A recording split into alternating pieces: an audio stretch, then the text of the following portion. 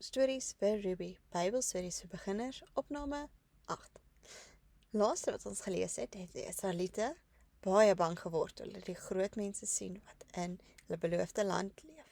En nadat hulle 40 jaar in die woestyn geloop het, kry ons hulle nou weer, waar Joshua se leier voor Jericho staan.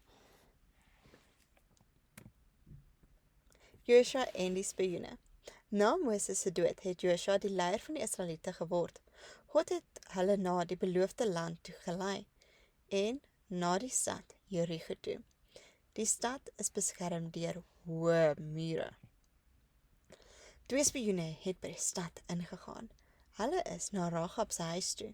Die koning van Jericho het sy soldate beveel om die 2 mans te vang. Rahab het die mans op haar dak weggesteek. Toe die soldate daar aankom, sê sy, die spioene is klaar weg. As jy hulle gou maak, kan jy hulle dalk nog vang. Die soldate is hastig weg om hulle te gaan soek. Dankie dat jy ons gehelp het die spioene vir Rahab gesê. Ons beloof, ons sal jou en jou familie se lewe spaar wanneer ons terugkom. Toe help Rahab die spioene om te ontsnap. Jericho word ingeneem. Toe die spioene veilig terug is, het God vir Joshua gesê, laat jou soldate om Jericho masseer.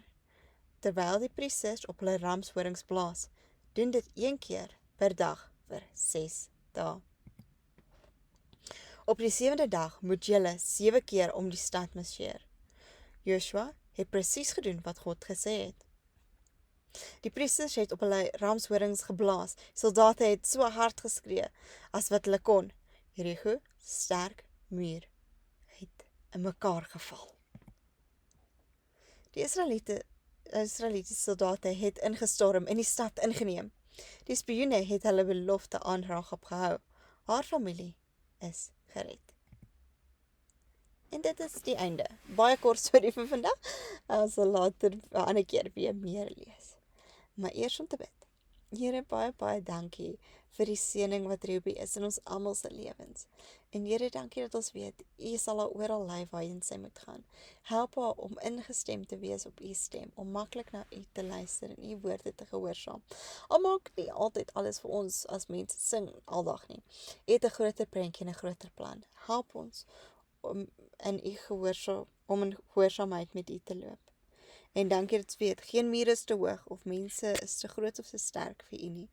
U is groter as enige reëse en enige probleme wat ons dalk mag teekom. Amen.